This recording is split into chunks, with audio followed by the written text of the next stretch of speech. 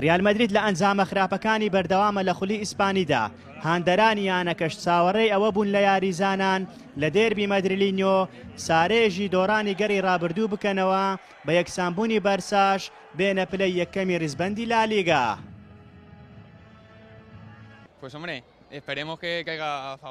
بۆ ئێمەی مەدریدی کەمێک ناخۆشە هەرچەندە متمانەمان پێیان هەیە بەڵام لە دواییدا ئەنجامەکان دڵخۆشکەر نین. بێگومان جیاوازی ریال مەدریدی ئێستا ئەوەیە بەهێزی خۆی نیشان نەداوە. پێویست بوو گرێبەست ئەنجام بدات. بۆ یاریزانە لاوانە ئەستەمە نازناوەکە بەدەست بێنن.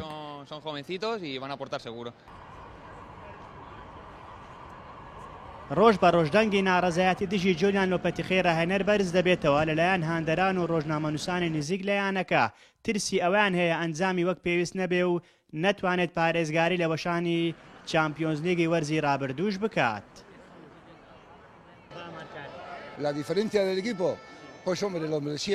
بەڕاستی پێم سەیرە ڕیال مەدرید جیاواز دەرکەوتووە هەر ئەو یاریزانە نەبوون بوونە پاڵەوانی خولەکان. ئێستا ئەسەنسیۆ مۆدریج و سێرخی و ڕامۆز وەکو پێشتر یاری باش ئەنجام نادەن ئەمەش کاریگەری لەسەر تیمەکە دروست کردووە.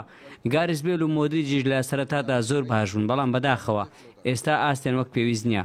دەبێت ریال مەدرید چەند گرێبەستێکی نوێ ئەنجام بدات.